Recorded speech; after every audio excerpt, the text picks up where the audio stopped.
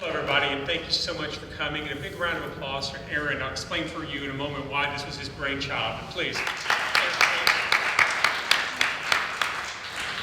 Welcome to the debate in the gardens. When Aaron reached out to me about a month ago, he said, look, it's real simple. We would like an opportunity to explore civil discourse and the opportunity to debate issues in a switch sides format. I'll explain what that means and why that's important in a moment.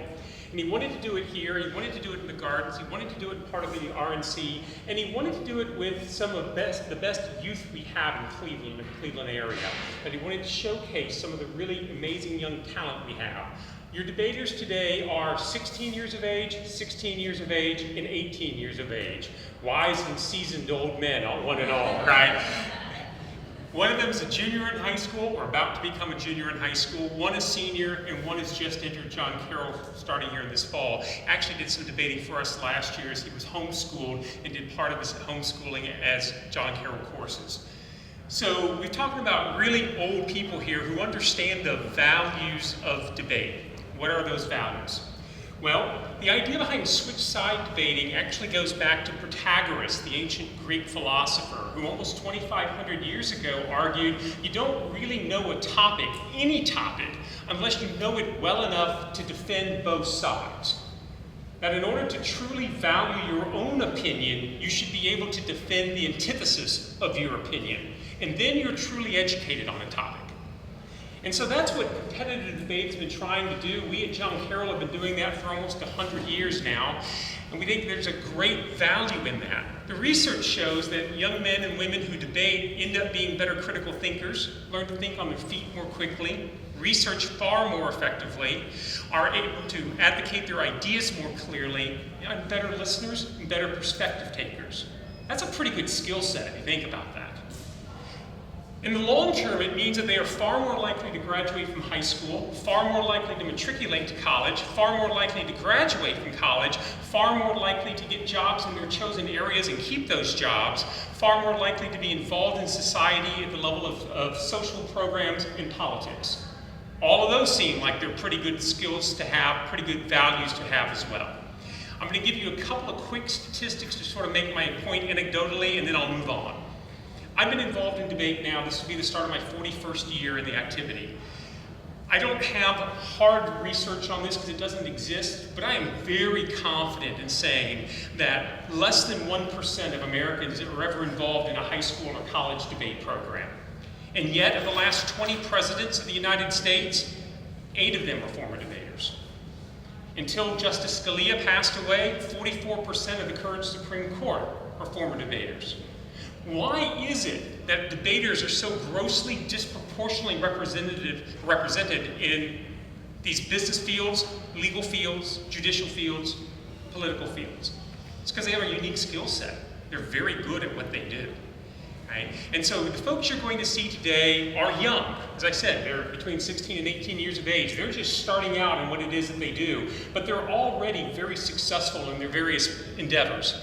I'm going to ask him to stand briefly as I introduce each one of them. Let's start with Frank Zhu. Frank is a junior, or will be a junior at Brexford Broadview Heights High School. Frank is a state champion in novice debate in Lincoln Douglas. That's a one-on-one form of debate where people compete against each other on primarily issues of value or political or philosophy, right? So thanks for joining us today, Frank.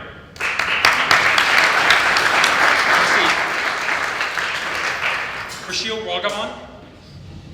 Rashil's going to be a senior at the same high school this year. He's a public forum debater and finished in the top 32 in the nation in the World Schools Championships. Congratulations.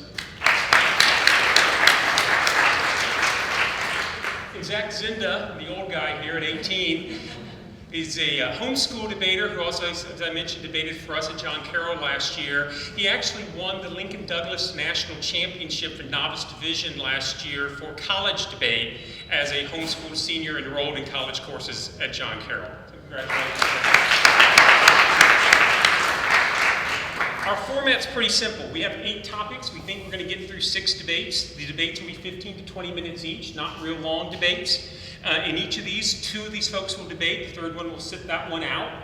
The 8 topics deal with surveillance, illegal immigration, standardized testing, marijuana legalization, background checks for gun sales, North Carolina's bathroom bill, the competing values of freedom and security, and requiring body cameras for all police officers. We literally have a bag of topics. And so what we're going to do is, in the first debate, we'll bring these two gentlemen up. We're going to flip a coin. We have a very large silver coin. We'll flip a coin. The winner of the coin toss gets to reach in the bag, pull out a topic, and tell you which side they're going to debate.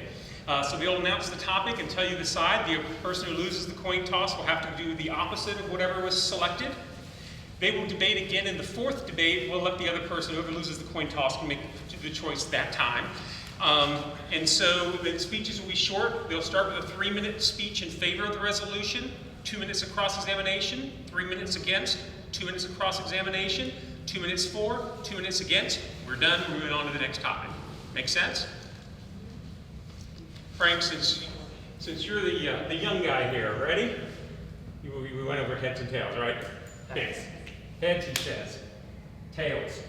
So, take a topic.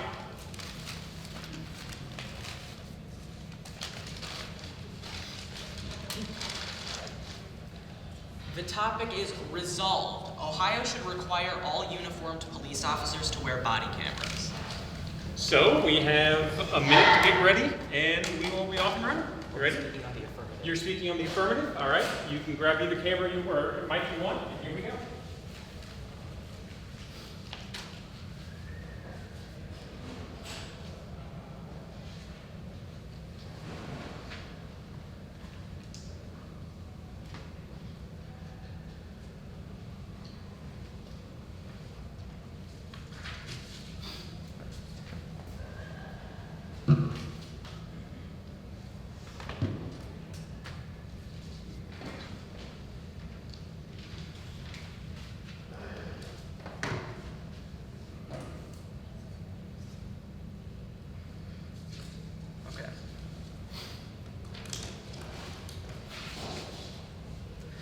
Is everyone ready?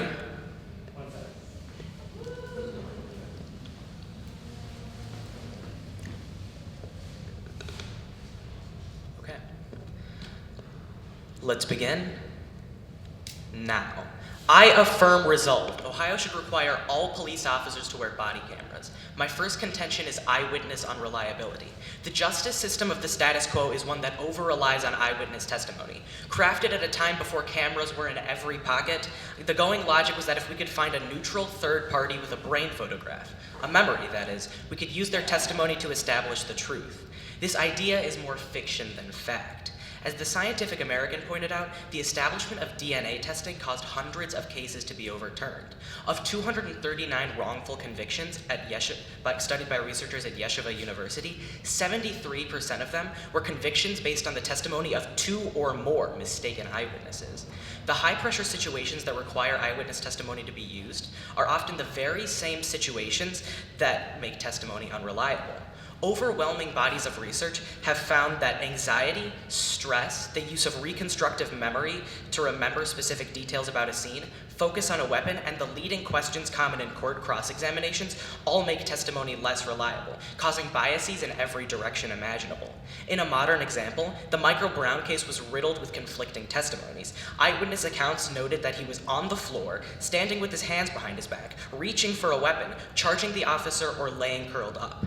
It's doubtful that all of these things are true, and without a video of the incident, there is no way to verify which, if any, of these narratives are accurate. Making matters worse, cases involving police officers are often subject to greater politicization than most cases. With competing narratives of racist police brutality and anarchist anti-cop terror, it's easy to see that eyewitnesses with opinions on the subject might end up having a skewed perspective as to what happened. A witness who thinks all cops are racist aggressors might think that the officer that they witnessed is, well, a racist aggressor. As a result, even if 2 people view the exact same scene, their interpretations of the intent and actions of each person involved will be skewed. Having video would nullify all of these problems. My second contention is curtailing violence. While it's up for significant debate as to whether officers are justified in their aggression when they do act, one thing is clear. When you know you're being watched, you're less likely to commit violations. From 2014 to 2015, the researchers at the University of South Florida performed an experiment where they randomly assigned some police officers to wear body cameras while others did not. The results were staggering. The officers wearing cameras used force 53% less than their cameraless counterparts, and civilian complaints against those wearing cameras declined by 65%. Furthermore, injuries to suspects by officers dropped by 75%, and in a surprising twist, not using force didn't make officers' jobs more dangerous. Instead, officers wearing cameras were harmed significantly less as well. Don't take it from me. Officers who used the cameras said that it made them better officers, and Orlando Police Chief Brian Chakowski noted that officers frequently request to have cameras added to their uniform as well. This isn't a partisan issue. Unreliable accounts hurt everyone. Protect the truth, the people, and our brave police officers. Vote for body cameras.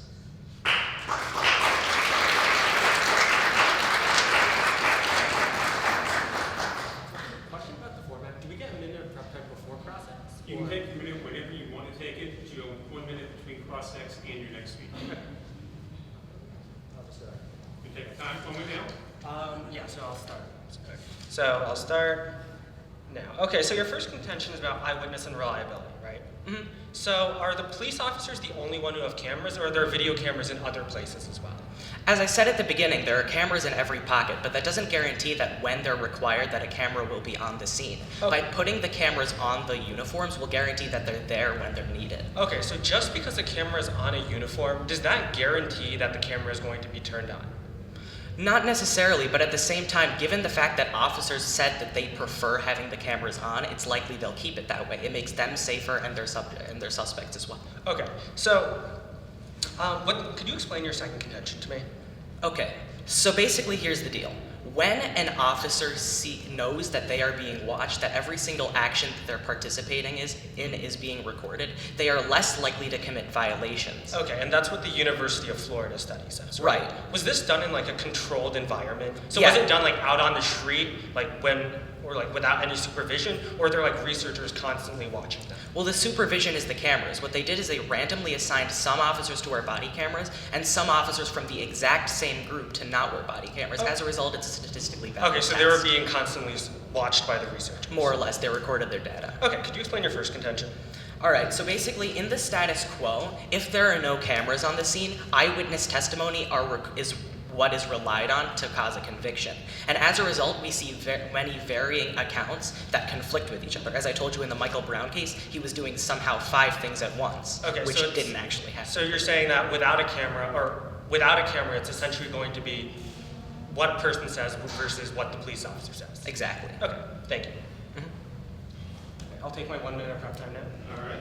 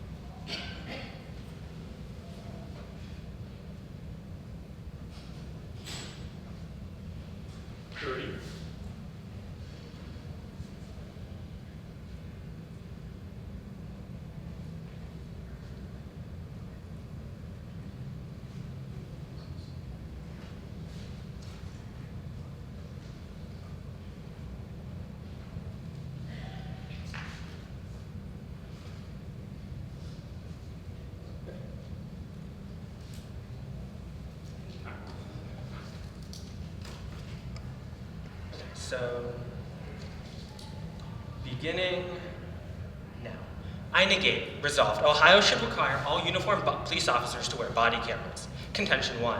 Wearing body cameras doesn't do anything. They need to be turned on. The Seattle Times gives a chilling example.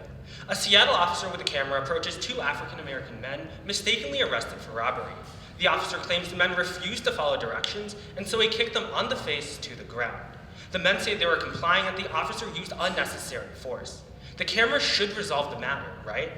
It turns out that during the few minutes in question, the officer's camera was turned off.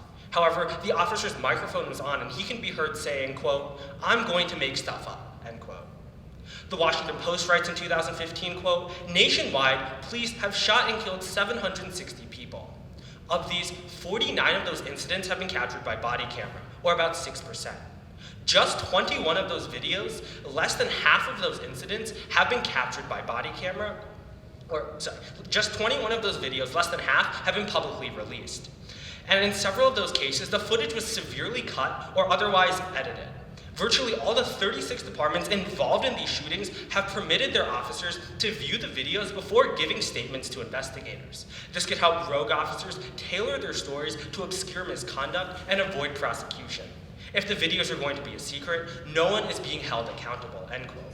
So clearly, body cameras do not provide accountability when the accountability still lies with the police and cameras can be switched off. Contention 2, enforcement is difficult. Stuart Du Bois from the University of Portsmouth writes in 2014 about the Blue Code of Silence, or how police officers attempt to, quote, "protect colleagues and have a reluctance to be disloyal to fellow officers, with misplaced loyalty that makes police reluctant to rat on colleagues," end quote. According to the New York Times, corrupt NYPD officer Bernard Colley, who would assault subjects and bystanders, reported that he never feared getting caught. Quote, "Cops don't tell on cops. If a cop decides to tell on me, his career's ruined. He's going to be labeled as a rat," end quote. Because of this culture, there's this distinct lack of oversight that makes it extremely hard to enforce body camera laws for police officers. Additionally, we need to remember that the reason my opponent wants body cameras is to promote accountability. But most police officers are good people. They don't decide to randomly assault a subject. But for the police officers who need supervision, having a body camera isn't going to change that if they can switch off their camera at any time, if they cannot be held accountable, and if the police department themselves are going to enforce this Blue Code of Silence, where they're not going to ask officers to be accountable. So for these reasons, body cameras aren't going to be effective, and therefore I negate.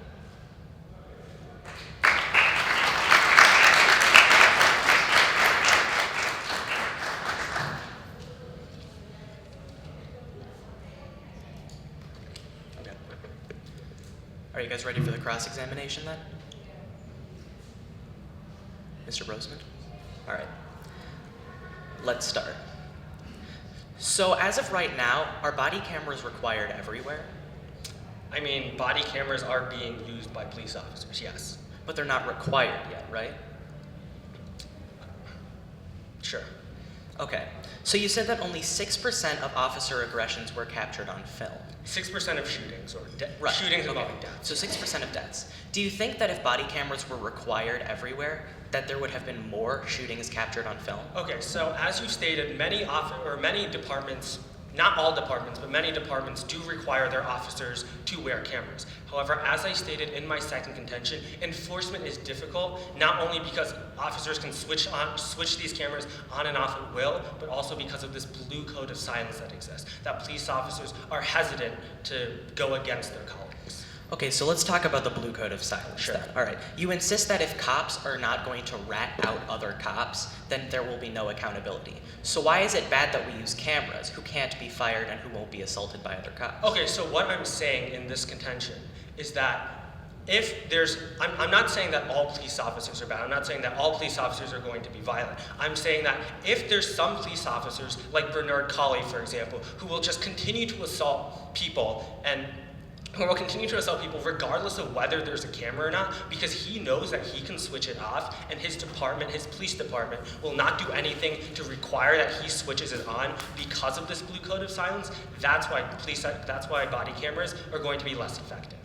What about the 46 police officers in southern Florida who ended up seeing 53% less civilian complaints and 75% less harm to their suspects? So my response to that study is that it's in a controlled environment. If I know I have researchers following me who I know that the researcher is going to be looking at the video, I'm not going to try to cut the video. I'm not going to try to hide it from them. So the street is an entirely different scenario. That's the lab, that's the street, it's different.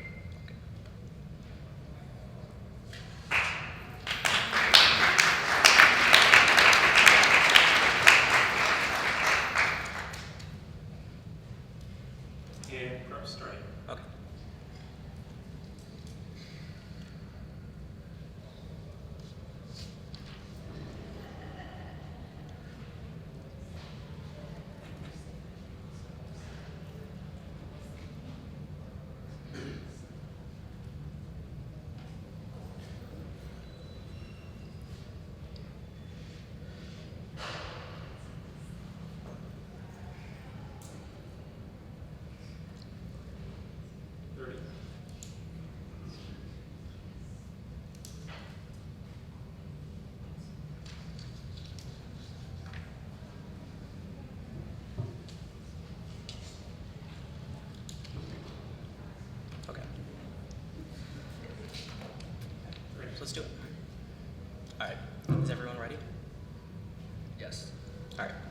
Let's begin now. My opponent begins his speech by insisting that these body cameras don't do anything. However, every single example they use is an instance that doesn't apply to the plan I'm supporting. He begins by noting the chilling example in Seattle, where an officer was recorded having said that he'll just make stuff up in absence of his malfunctioned video. The irony of this example that my opponent uses is that this is exactly an example of when recording an officer brought him to justice. That the recording of him saying that he's just going to make stuff up is the reason why we know now that that officer is corrupt. Even if it wasn't a video, it proves my point. Recording officers causes accountability. And in addition, he discusses that only 6% of all officer shootings were recorded. This is incredibly important because of the 94% that weren't, it wasn't because of bad cops breaking their cameras on purpose. It was because the departments where they weren't recording didn't require body cameras. Instead, if these departments required body cameras, the percent that were recorded would surely increase. When you put more cameras on officers, more people record. Next, he begins by talking about this code of silence. But keep in mind that cameras break the code of silence, because cameras aren't officers that are subject to the culture of police officers. Put simply, they can't be ostracized and they can't be fired because they aren't individuals. They're cameras, they're machines who are designed to protect the truth. And finally, he ends by saying that most are good people. And I agree. The 46 police officers in southern Florida I talked about, who all wanted body cameras, are the good police officers he's discussing. And in those examples, we ended up seeing 53% less use of force, civilian complaints declining by 65%, injuries to suspects dropping by 75%, and injuries to officers themselves dropping as well. Just because a few bad eggs are going to end up breaking the system doesn't mean that we shouldn't protect the majority of officers who won't. Finally, he doesn't even mention a reason why body cameras make things worse. And undoubtedly, they make things better. Vote for body cameras.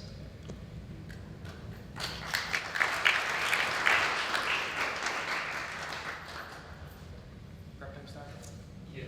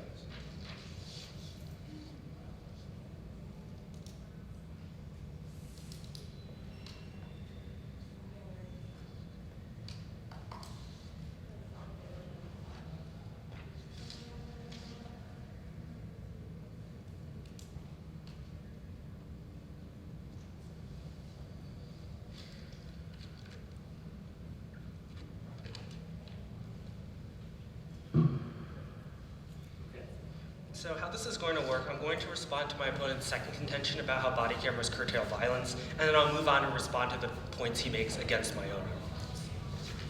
So if everybody's ready, let's begin. So my opponent's second contention is about curtailing violence, and he cites this University of Florida study, and he uses it as a big reason why body cameras are effective. However, as I stated in cross-examination, if you're being watched by researchers, if you know that you can't delete the footage, if you know you can't hide behind this blue code of silence, the situation in the lab conducted by a study is different than the situation out on the street that officers face. No researcher is watching an officer when they're patrolling. So for these reasons, you can't look to my opponent's study. Sure, it might be useful, but it doesn't apply to this debate because we're talking about officers in real life.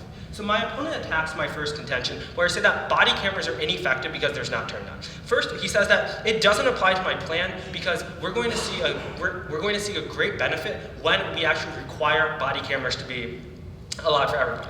He also says that the officer was found corrupt. We know the officer was corrupt because of this recording. However, the officer, even though he was fired, he was eventually reinstated back by the board. So clearly, because of this blue code of silence, it's actually preventing this recording from working. But second, when my opponent says that the reason we have this lack of accountability is because many places do not require body cameras, the reason we require body cameras, the reason we want body cameras, is because certain police officers will harm their fellow citizens. However, the way to prevent that harm is not through body cameras. because my opponent has not responded to the point that body cameras can be switched off. And because police officers are going to hide behind this blue code of silence, they're going to continue to abuse their fellow citizens because they know they can just switch the camera off and they will not be held accountable. So clearly, body cameras won't actually provide any benefit. And my opponent says, well, I don't provide a reason why they harm. The money we spend on body cameras, which I've shown that are ineffective, it could be spent on other things. So if we actually want to stop brutality, if we actually want to make a difference, we do not use body cameras. And that's why I urge a negative ballot.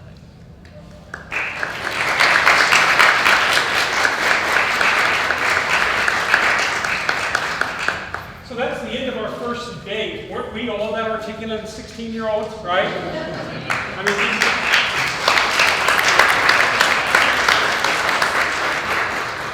if this were a tournament, we would then be announcing a winner and everything. We would take a vote. We're not doing any of that. This is all exhibition and for the fun and the engagement. But I thought they did an outstanding job. Thank you very much. And what we're going to do now, if you'll just stay here, you go take a seat. You come on up. We'll let you do the coin toss this time. Where is that? All right. I really do have that coin. There we go. All right, tails. He says tails. It is tails. Awesome. This means you don't get any choices later. You know that, right? Yes, that's right. You're getting your choices now.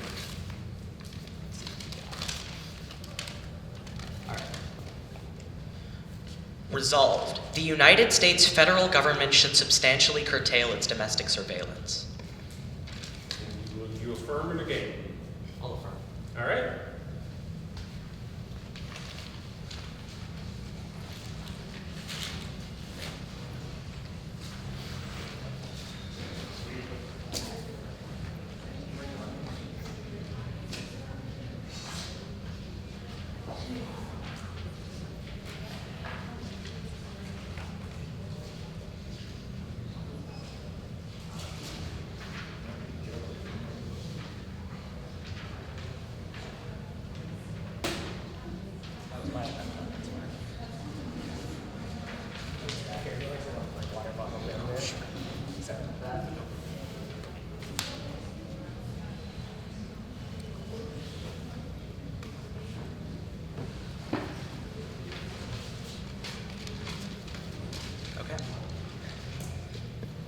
Is everyone ready? Zach. All right. We'll begin now. I affirm resolved, the United States should substantially curtail its domestic surveillance. In this round, we'll be discussing the NSA metadata program, which, as revealed in 2014, allows the government to obtain data about the date, time, senders, and recipients of most communications. My first contention is unconstitutional overreach. The Fourth Amendment of the Constitution reads, quote, "The right of the people to be secure in their persons, houses, papers, and effects against unreasonable searches and seizures shall not be violated, and no warrants shall be issued but upon probable cause, supported by oath or affirmation, and particularly describing the place to be searched and the persons or things to be seized." This amendment is critical because it defines both the criteria needed to search someone's belongings and the scope at which a search can be conducted. The NSA metadata program violates both criteria. In 2012 alone, the NSA collected data on millions of telephone communications and specifically investigated 288. Of those 288, how many did the NSA have a warrant to search? 0. On that alone, the probable cause standard is violated, and the program should be thrown out. But wait, there's more. By working out deals with communications companies like AT&T and Verizon, the NSA has access to individual data en masse, violating the rule of scope, the Fourth Amendment that requires particular description of what is searched. But don't take it from me. Take it from U.S. Federal Judge Richard Leon, who ruled in 2013 that the program violated the Fourth Amendment rights of millions of citizens. My second contention is failure. One of the most common defenses of this program by the government is one where the ends justify the means. They argue, as President Obama did in 2013, that the NSA's data gathering practices constitute, quote, "a circumscribed, narrow system directed at us being able to protect our people," end quote. The idea that the program is circumscribed and narrow is false, as I mentioned previously, but the question becomes whether or not metadata can serve to protect us. In an investigation of this question, the New America Foundation studied each of the 220 225 individuals indicted or convicted of charges of terrorism since the attacks on 9/11. The study concluded, quote, "The controversial bulk collection of metadata appears to have played an identifiable role in, at most, 1.8% of cases. And these 1.8% of cases was just 4 people, involved in the 2008 Basali Moalin plot. Although most would say that stopping at least one attack is enough to warrant the existence of the program, there is little to no evidence that the metadata program actually saved any lives. Indeed, although the 4 arrested had donated small amounts to Al-Shabaab, the study furthers, quote, "The case involved no attack plot anywhere in the world, nor was there a threat to the United States." Because the government shouldn't be allowed to throw away our rights for any reason, but especially because they shouldn't be allowed to throw away our rights for no reason, I urge a vote to substantially curtail U.S. domestic surveillance. Thank you.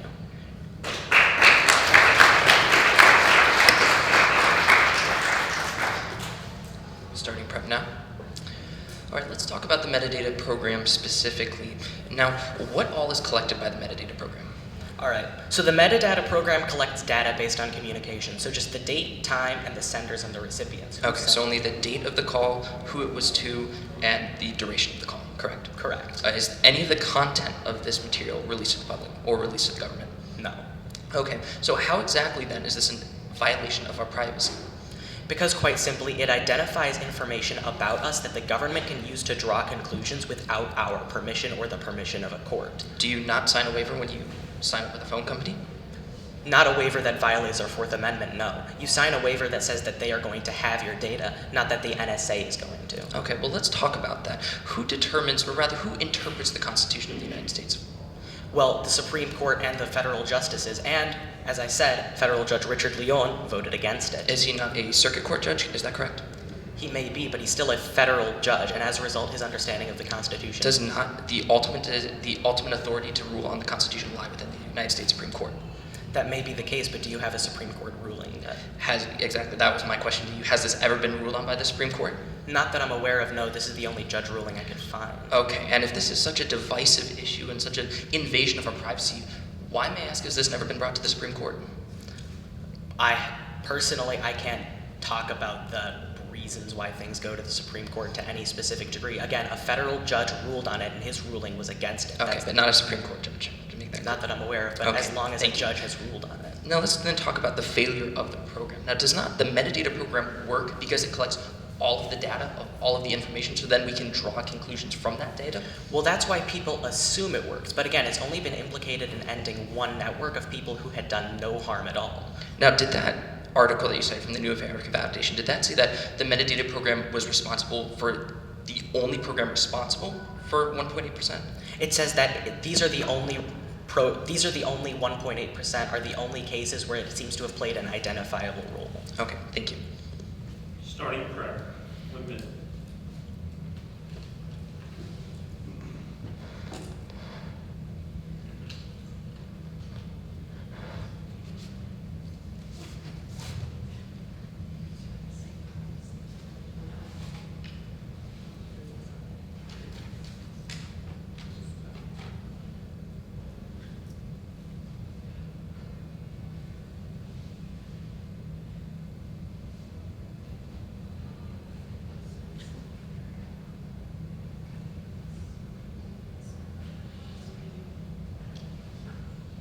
Seconds.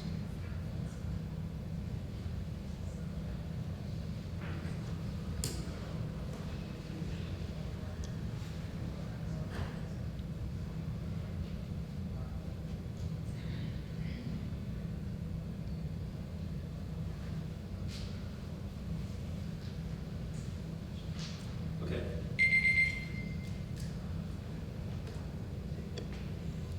3 minutes beginning now. I think at first glance we need to dispel this notion that this is an unjustified invasion of any of our privacy or an unjustifiable violation of our constitutional rights. The ultimate authority to decide on what is a constitutional right and the interpretation of the amendments to the Constitution lies within the Supreme Court ruling. So until that happens, no one person has the authority to say that this is an unjustifiable violation of our privacy. But second off, the metadata program is not an invasive program, and it is not anything that is unjustifiable invasion of our privacy. As my opponent said, the metadata program collects the time of the calls, the date of the calls, who was called, and the duration of the call. That is all the information that the metadata program collects. Anything that you're already giving to your phone company, anything that just about any person can already see, especially the other person on the other end. Now, if this were a different program, for instance, or perhaps a very invasive program on our privacy, we'd have to weigh the pros and cons of the program. But what you can see is that this program is not an invasive program, and it doesn't justify abolishing the program altogether. Because there are benefits to the metadata program that we would be losing if we curtailed the program altogether. Now, the way the metadata program works is that it collects all of this information for every person in the nation. What that does is that gives the government a picture of what's going on. Imagine a puzzle. You're looking at the entire picture altogether, and without this entire picture, the government has no context and no ability to see further into the details. Now, when we get this entire picture that the metadata program gives us, the government can then be drawing connections that helps us fight terrorism. Now, this New America Foundation study, I didn't catch the date of that, but what the article was talking about is that talking about this program had the sole responsibility of catching a terrorist. But what these programs do, all of these programs work in conjunction with each other. Not one specific program is going to solve the entire problem, is going to catch every single terrorist. They're all different tools in the FBI's arsenal or the NSA's arsenal to be able to catch terrorists, to fight terrorists. And this is why this metadata program is so important and so significant. Is because it provides context to the NSA, and it provides context to what the government is looking for. So maybe, perhaps, it doesn't provide any identifiable role as my opponent describes. But what it does do is that it does play a role in catching these terrorists. Now, the threat of terrorism and the threat of hackers has only increased in our world and our dependence on technology. And for us to be able to keep up with this advancement, with terrorists, with hackers, the government needs to be able to keep pace. And this is what these programs do, and this is what the metadata program specifically does, and that is why we should not remove the program. Thank you.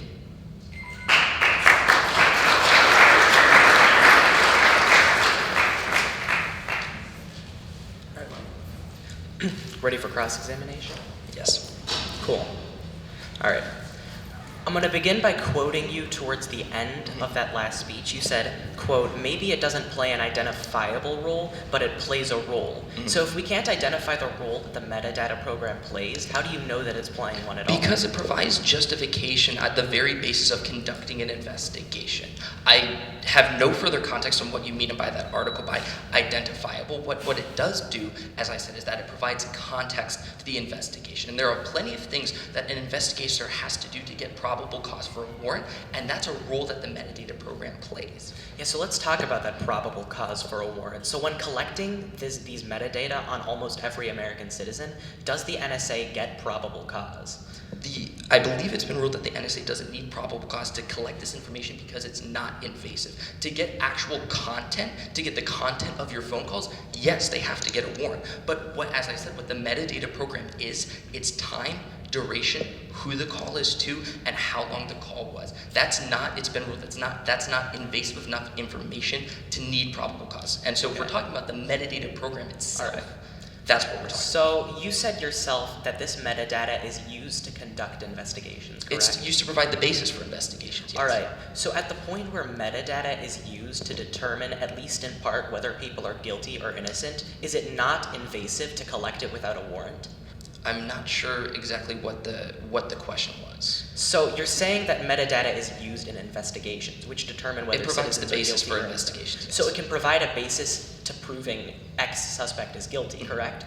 So at the point where you're collecting something en masse that can prove people's guilt or innocent, is that not invasive? That doesn't. The content of what the call is proves what's guilty or innocent. The fact of the time, the duration, the metadata just shows a picture of what to look for to provide the basis for beginning an investigation. That's what the metadata program is used. You can't prove someone's guilty or innocent just by looking at who they called. Okay, thank you. All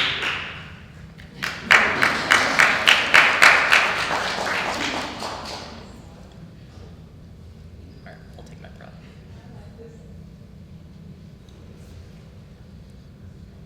For the sake of consistency, why don't we continue opportunity to applaud each of these, and then from the next debate on, we'll only applaud at the end of the debate. We'll get through it a little faster.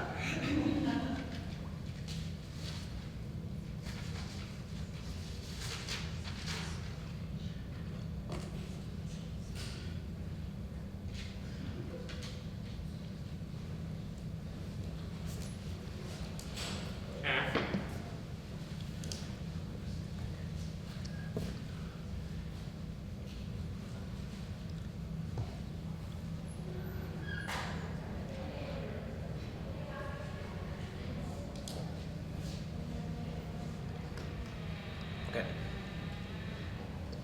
Is everyone ready? Yes. All right. I'll begin now. So he begins his speech by noting that it's not an invasion of privacy because the Supreme Court hasn't ruled on it.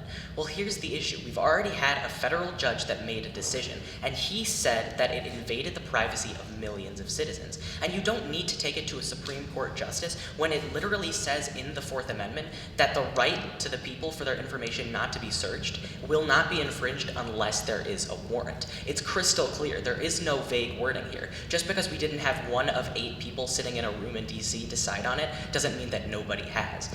There has been a violation. And in addition, he talks about how it only collects the time, date, the who, and the when.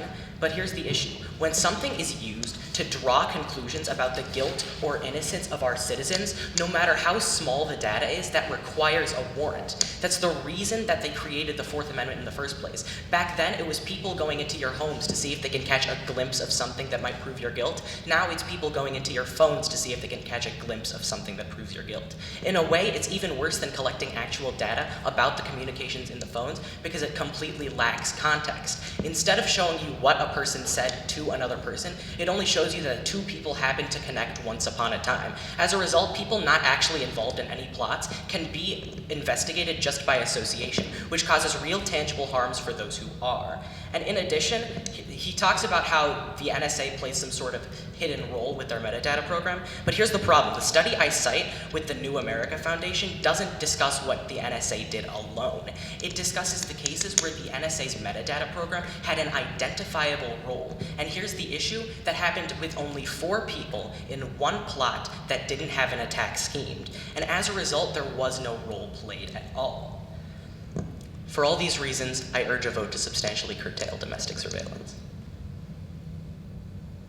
We learned quickly. That was good. All right. Starting prep. All right. I was expecting a pause.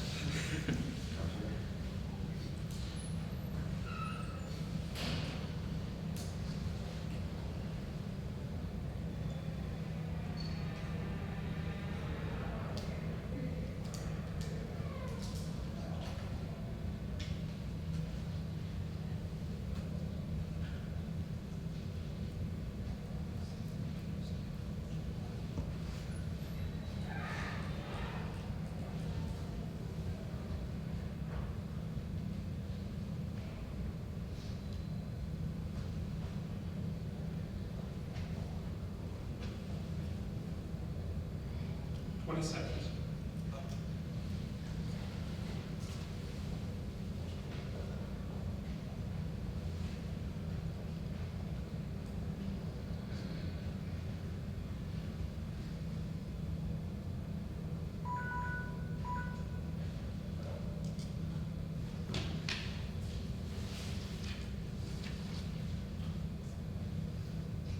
Begin your speech now.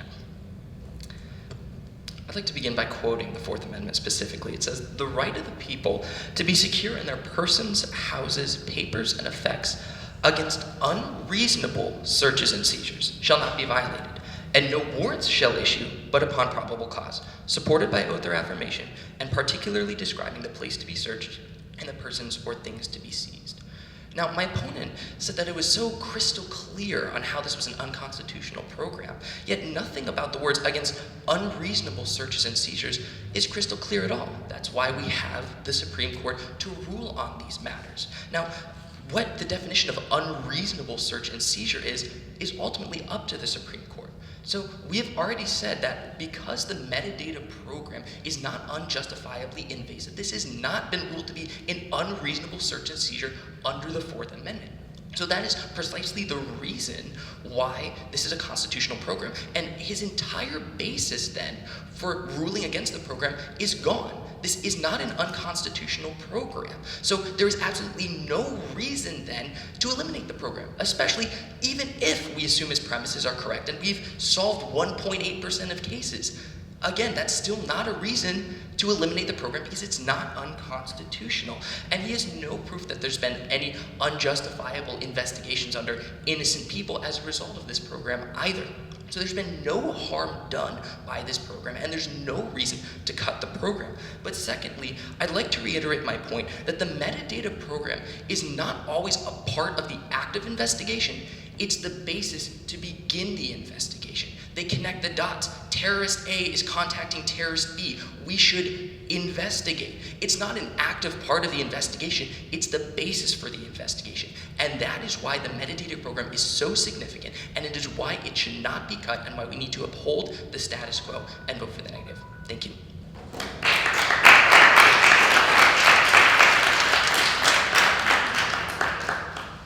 Excellent job. Thank you very much, gentlemen. All right, we're going to just keep this moving, right? We got some debates to get through. Thank you for your attendance. Go ahead and do the coin toss here while Frank gets ready. All right. It is heads. Okay.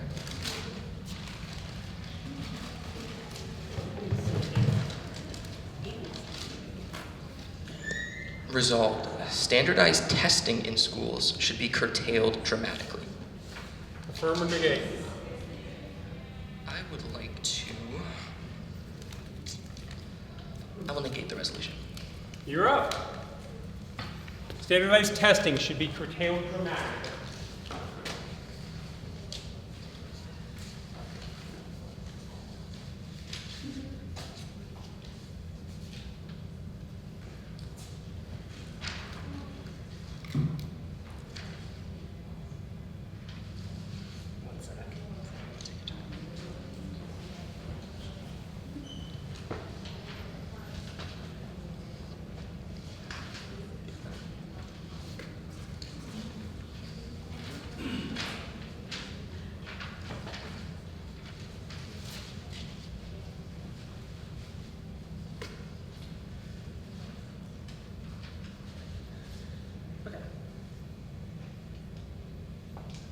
So if everybody's ready. Just 1 second. Let's begin. I affirm, resolved, standardized testing in schools should be curtailed dramatically. Standardized tests exacerbate social inequalities in 3 ways. First, income inequality. Standardized tests rely heavily on studying outside of school. Students from low-income households often do not have the means nor time to study for these important tests. As a result, white children from upper-income backgrounds are more likely to be placed in, quote, gifted and talented programs where they are challenged to read, explore, investigate, think, and progress rapidly.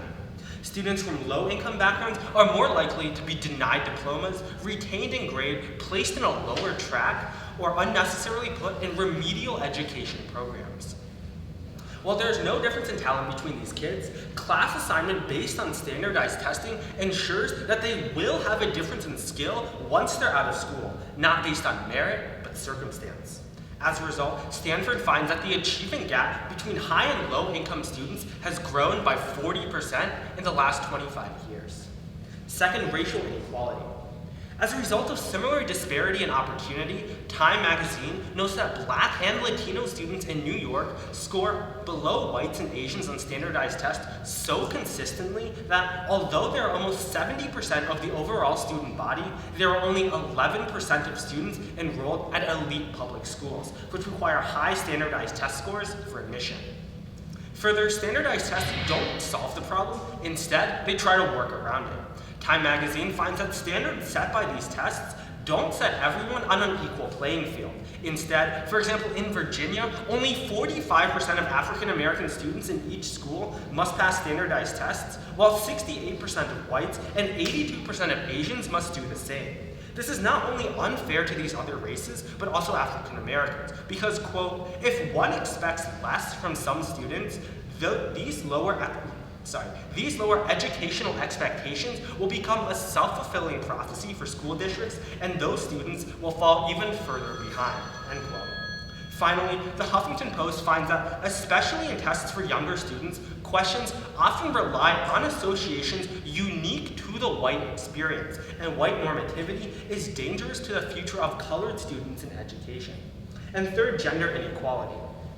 The multiple choice format, quote, whether the subject was language or mathematics, the same result held. Boys outscored the girls on multiple choice achievement tests, and the girls outperformed the boys on the free response exams. They cautioned that girls shouldn't be punished simply owing to test format. This is especially problematic as standardized tests rely on multiple choice questions, and as a result, they are inherently biased against women. So for these reasons, I urge an affirmative ballot.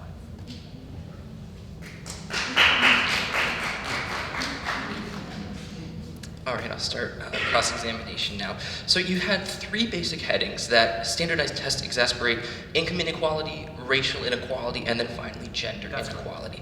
And all of the data in those studies were revealed through standardized testing scores, is that correct? Yes.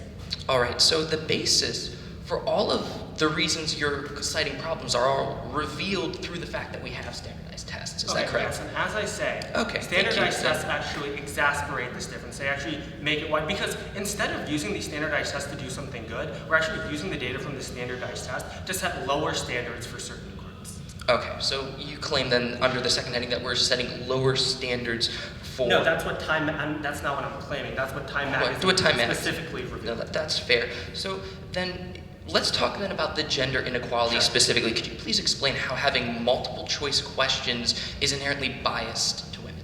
Okay, so apparently according to Peter Sachs, what he says is that, or Peter Sachs, a social expert, what he says is that for some reason, and I'm not qualified to explain because I'm obviously not a girl, that boys do better on multiple choice tests, whereas girls do better on free response exams. However, the problem with standardized tests, many standardized tests are actually multiple choice format because people just don't have the time or they don't want to put in the effort to grade these long responses. Do not the advanced placement exams have both multiple choice and free response Would questions? you say that the advanced placement exam is a standardized test to determine where people are set in a grade? I don't think so. Is it, okay, then that's fine. Then let's talk about income inequality specifically. So you're saying that the fact that richer students have more assets means that they're better able to study for school. Wouldn't that apply to the entire school system rather than just standardized So tests? what I'm saying is that, that's not what I'm saying. I'm not saying that overall that wealthy white students are going to be greater. I'm saying that because we've placed so much importance on these standardized tests, that means that people who have the income to study for these tests, they're actually going to do better, and that's not fair. Okay, thank you. I'll be starting my prep time now. All right.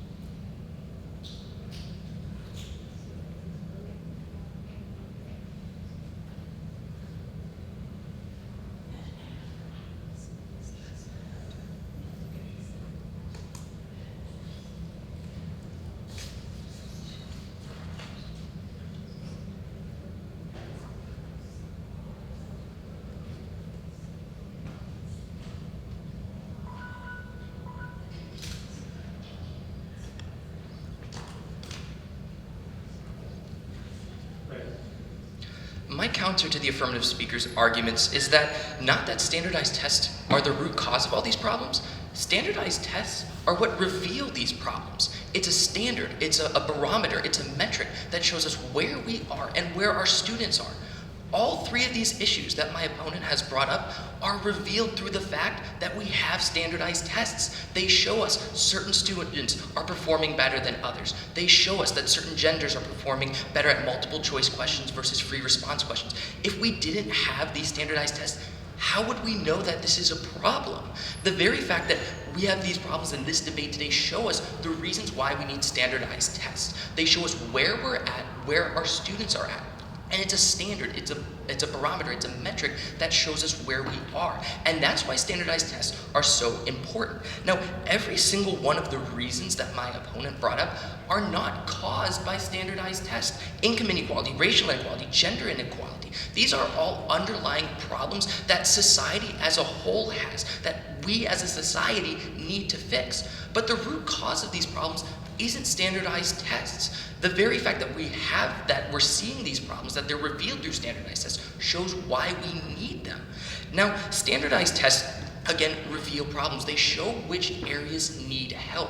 And because of the data that we gather from standardized tests, we know which areas we need to fix. For the SAT alone, there are dozens of committees that they take responses from students. They look at the questions and how they're asking. There are committees in College Board that look at, are these questions inherently biased towards the white experience? There are committees there that deal with this problem already, because as educators, this is what they're trying to do, to make education available to all and equal for all, to help all of these students. And that's why we need to continue standardized testing.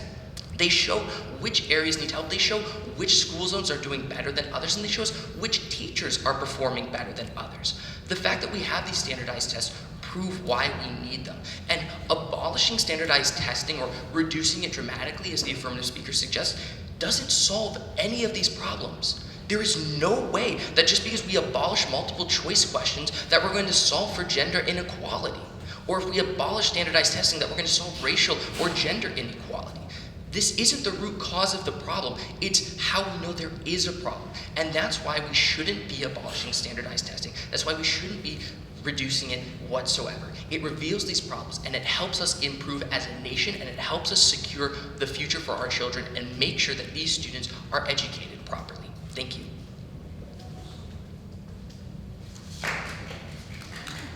Cross sections?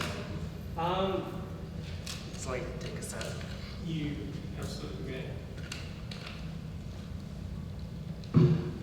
Okay, so is everybody ready? Let's begin. Okay, so it's the basis of your argument essentially that the reason why we have standardized tests is to expose these flaws in society. That's not the only reason that we have standardized But tests. that's the argument that you're advancing. That's my counter to yours, that's why I think in this debate that standardized tests have value. Okay, so that means what you're saying essentially is that the only reason why that standardized tests don't actually promote discrimination, they just reveal discrimination.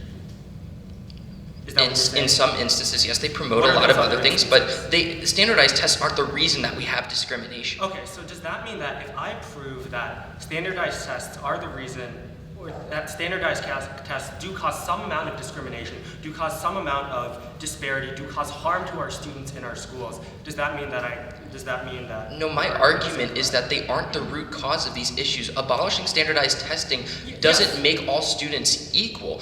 The fact that we have standardized testing is showing that it's equality for all students. That's what a standardized test is. It's equal for everyone. I know that's your argument. So I'm saying if I just prove that standardized tests do cause harm to students, does that mean that that argument is wrong? It would depend on what you mean by harm to students. If it causes inequality, if it causes racial discrimination, if it causes students to not receive the best education they could. I think if you had solid proof on that, I think that would be up for debate. Okay, cross X over. Okay, I'll take my prep time now. Okay.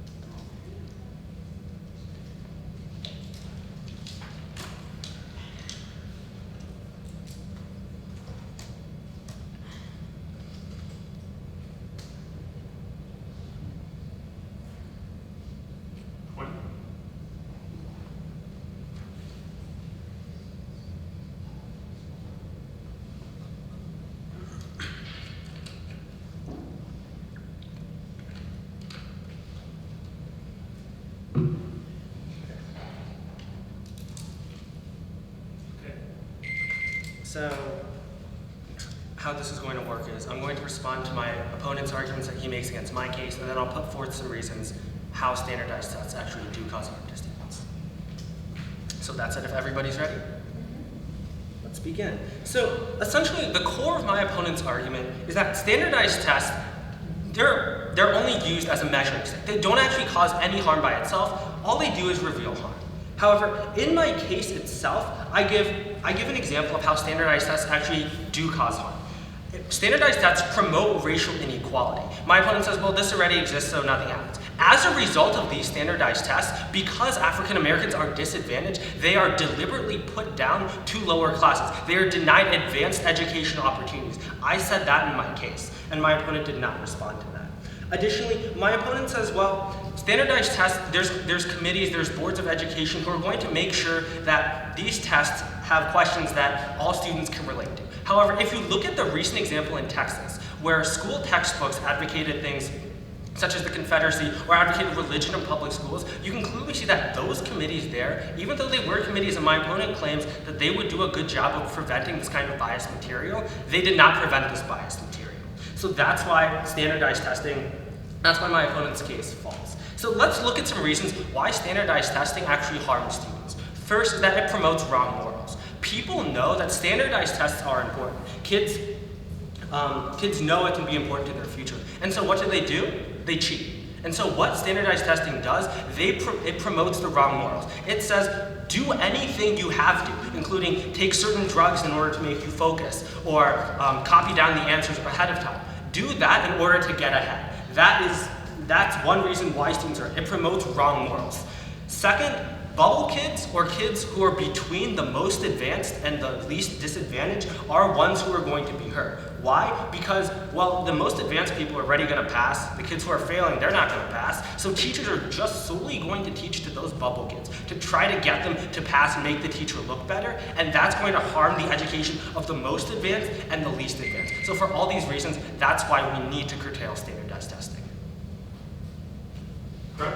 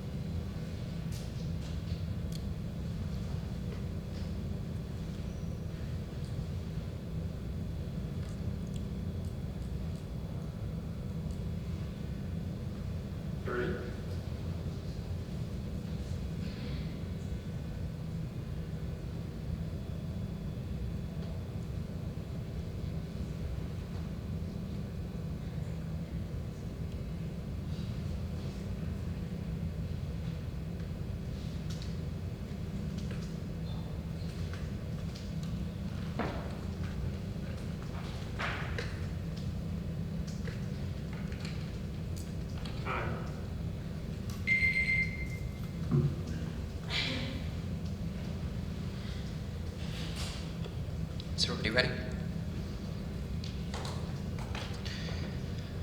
If standardized testing promotes wrong morals, then that's essentially admitting that all competition and all forms of competition are essentially bad. Because you know what competition does is it says, because there's competition there, anyone can do whatever it takes to win. That is not anything inherent to standardized tests. That's inherent to competition altogether. So that is not at all a reason why standardized testing is bad whatsoever. Standardized testing lets us know where all students are at in an unbiased and an equal manner. That's why they have committees to prevent whitewashed questions. That's why we have committees and boards that tries to target all groups of people to make sure everyone is treated equally. On my opponent's first point, that students seem to underperform because of standardized tests. That's not because of the test, that's because of the student's circumstances. Changing the test is only going to be promoting more racial inequality because it's treating one group differently than the other. The fact is that the test is the test and it's meant to be unbiased and equal to all. It's not the root cause of the problem. And nothing my opponent has said actually solves the root cause of this problem. It's talking that teachers teach to specific students because they think they have the best chance of succeeding. That whatever barometer you put up to them, whatever test you put up to them, teachers still have the same proclivity to do that if all teachers are bad as my opponent says. Again, none of these is the result or the cause of the standardized test. The standardized test is a barometer that shows us where all students are at and lets us know what the problems are that we can then fix. Without the standardized tests, we are essentially comparing apples to oranges. Businesses have no idea what kind of graduates to hire. Colleges have no idea what kind of students they want to hire, that they want to come to their university. All of these things, all of these benefits that we get are the result of standardized tests. And all of the problems my opponent has brought up are not the fault of standardized tests. They are underlying societal issues that will not be solved by abolishing standardized tests. Thank you. I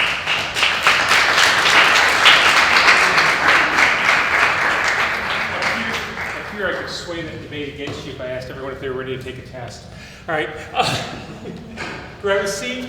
Rashida, if you'll come on up. And the great benefit of losing all the coin toss, you get to pick.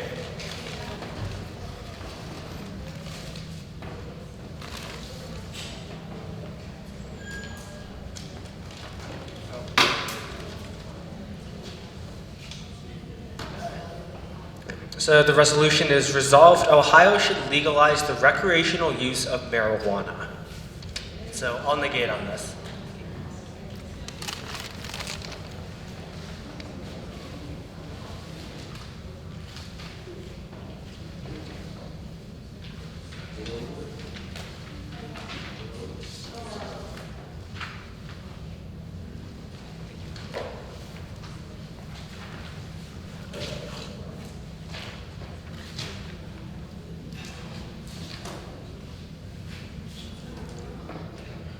Okay. Is everyone ready? 1 second.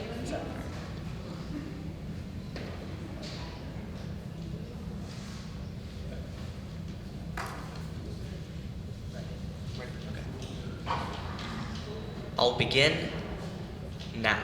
I affirm resolved. Ohio should legalize the recreational use of marijuana. My first contention is protecting the people. The current war on drugs harms our citizens in 3 ways. First is the 2-tiered justice system. Police officers have the authority of prosecutorial discretion, meaning they have full choice as to whether or not they are going to bring charges to a suspect. While this sounds nice at first, creating a system where officers can reduce punishment to good people, it quickly devolves into a system rife with discrimination. That's why the National Survey on Drug Use and Health found that although white adolescents were 32% more likely to deal drugs than black adolescents, blacks are 360% more likely to be arrested for committing these crimes. Legalizing recreational marijuana would free each and every one of the millions arrested for its possession and reduce the 33% of black men who go to jail at some point in their life to a single-digit number. Second is criminalizing addiction. The status quo ban on recreational marijuana poses an especially troubling risk for those addicted. If they come forward with their addiction, they're more likely to go to prison than they are to go to a rehabilitation center. This is critical, as the National Institute on Drug Abuse categorizes addiction as a mental illness. By keeping marijuana criminal, we've criminalized a mental illness, forcing those afflicted into hiding and deterring them from getting help. Third is synthetics. In an effort to dodge the ban on what the US federal government defines as marijuana, dealers have attempted to create synthetic alternatives to the drug, such as spice and K2. Falling into a legal gray area, these synthetics are wholly legal, but as Forbes reported just last week, much more dangerous. While there have been no deaths as a result of marijuana overdose in over 35 years, earlier this month, more than 130 people in New York City have been hospitalized as a result of these synthetics. Ironically enough, the demand for synthetics only exists because marijuana is illegal, and the only way to curtail their demand is by legalizing marijuana, so that there aren't bans to skirt anymore. My second contention is putting the cartels out of business. The law of supply and demand is one of the most fundamental in economics, and although it's not an example that you usually find in your textbooks, the rule applies to the marijuana trade as well. Following the legalization of marijuana in Colorado, Vice News found that the increase in supply caused wholesale marijuana prices to drop from $100 per kilogram to just $25. And as the Washington Post reports, the farmers in Mexico's Sinaloa state, which has produced the country's biggest marijuana harvests and most notorious gangsters, have stopped growing weed, as the cost of smuggling, as coupled with the reduction in price, have rendered the entire scheme unprofitable. Legalizing marijuana would take money out of the hands of cartels, who fund instability in countries like Mexico, and put it into the hands of American business owners, where, like in Colorado, the creation of a whole new industry overnight would fuel rapid economic growth and provide tax revenue to fund the state's needs. Prohibition didn't work in the 20s, and it doesn't work now. Thus, vote for the legalization of recreational marijuana. Thank you. I take my 1 minute prep time now? You certainly may.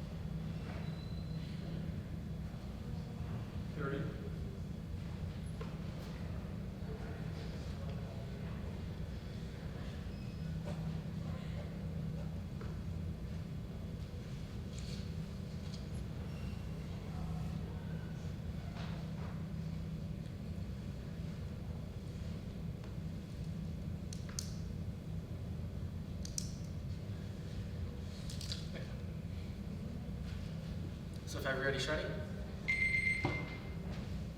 Go ahead and start. Okay, let's begin. So your second contention deals with criminalizing addiction, correct? Yeah, it's the So is second. there anything that says that if we make marijuana illegal, does that mean that people are automatically going to get arrested whenever they seek rehab?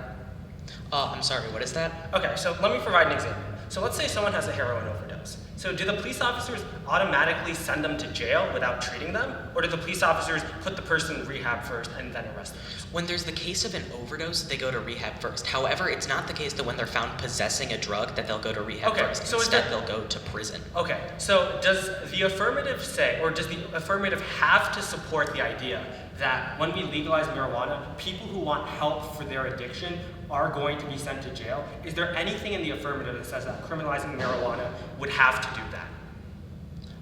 Or Well, quite simply, anything in the negative? So. yeah, you're defending the status quo, which is where marijuana is banned and people who need help can't get it because if they possess marijuana, they're more likely to go to jail than they are to rehabilitation. Okay, so let's talk about your synthetics. So if we ban marijuana, what's to stop us from banning synthetics?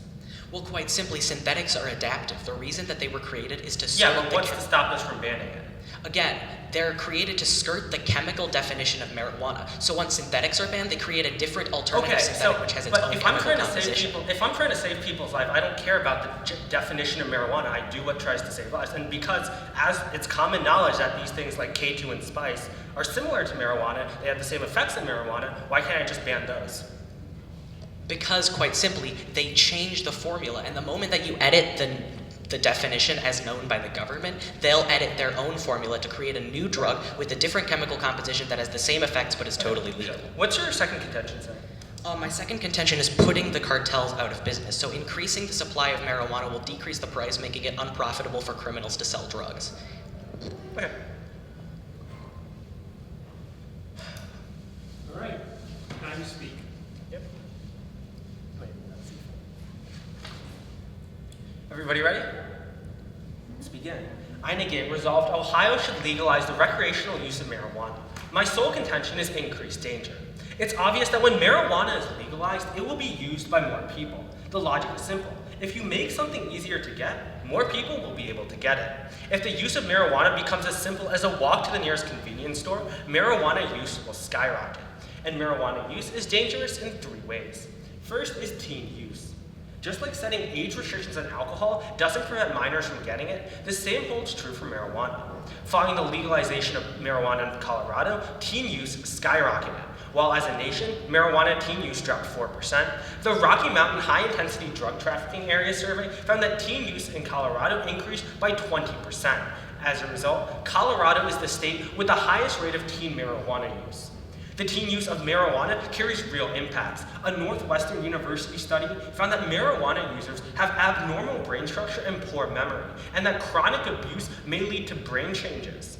In addition, the American Chemical Study found that in 2007, marijuana has significantly higher concentrations than even cigarettes of toxic chemicals. Finally, a study by researchers at Alfred Hospital in Melbourne found that marijuana smokers developed lung disease 20 years earlier than tobacco smokers do. Second is intoxicated driving. As access to marijuana increases, driving while under the influence will become as common as drunk driving. This is incredibly dangerous. As stated above, marijuana's effects are extremely negative. A study of postal workers found that workers who tested positive for marijuana had 55% more accidents and 85% more injuries than those who didn't. In Australia, a government study determined that cannabis intoxication was responsible for over 4% of driver fatalities. And third is crime. Although Amsterdam became famous as one of the first cities ever to legalize weed, crime certainly did not drop there. Instead, as coffee shops faced increasing difficulty in procuring enough marijuana to meet the demand, Paul Schnabel, director of the Dutch Social and Cultural Planning Office, noted that large-scale crime around coffee shops has skyrocketed. And as the effect shows, both parties on the left and right of the political spectrum in the Netherlands are beginning to mobilize for a new ban on cannabis. What we need to remember throughout this debate, my opponent says, he gives the example of prohibition, where prohibition didn't work and therefore it didn't now. However, prohibition dealt with alcohol, which was an extremely common pastime. There are people falling down drunk in the street every single time. And prohibition, what we need to remember is that these are not the same circumstances. What my opponent tries to compare to prohibition, marijuana is not a common pastime. The use of marijuana can actually be curtailed if we ban it now. And what my opponent says about economics and how we're actually criminalizing people, what we need to remember is that if we can save lives, that's all that matters, which is why we need to ban marijuana.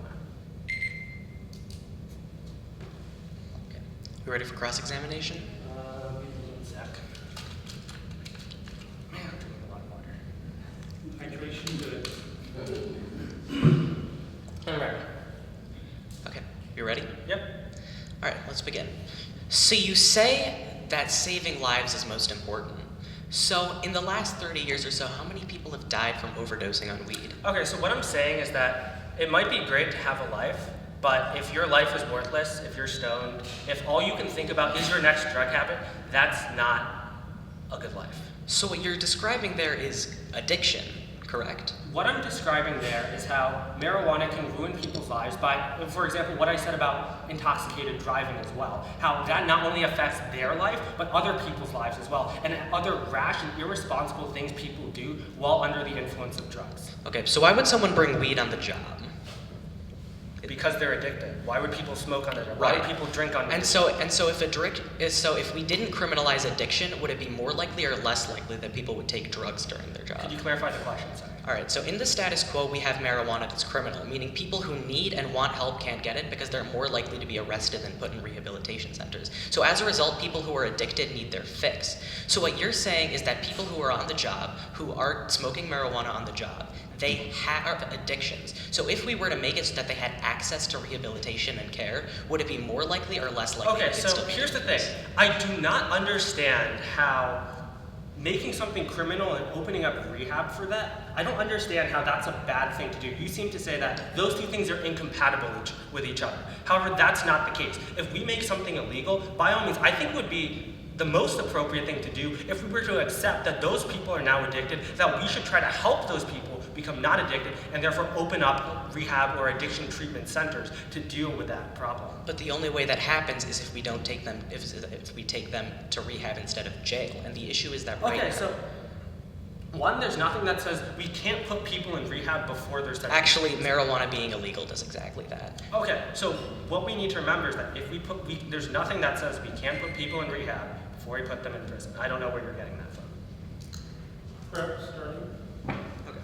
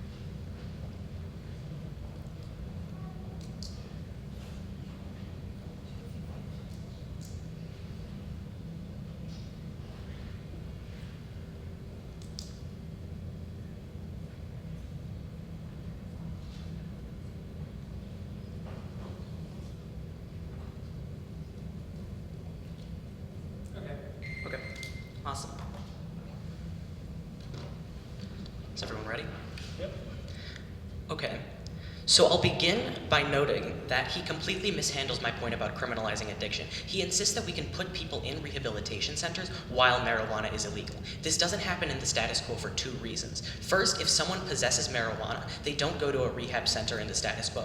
They go to jail. But second, he misunderstood this completely. For people to go into rehab, they need to come forward with their addiction in the first place. Even if we set up programs where it is the case that people can go into rehab while marijuana is still illegal, they won't come forward with their addiction because marijuana is illegal and they fear what will happen to them.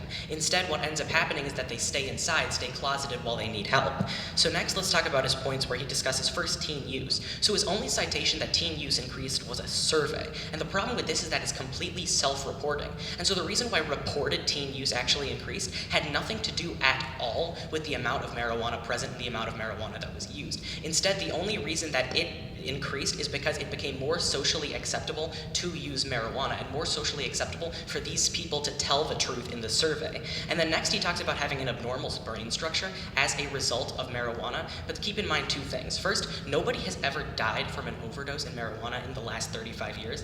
And second, synthetics are far worse, where just this month 130 people were hospitalized as a result of just how extreme these synthetics are. Keep in mind that only legalizing recreational marijuana will stop synthetics in the status quo. Don't buy his arguments. Next, he talks about chemicals that are increased in marijuana, but keep in mind that these are minor as compared to those in cigarettes. It's apples and oranges.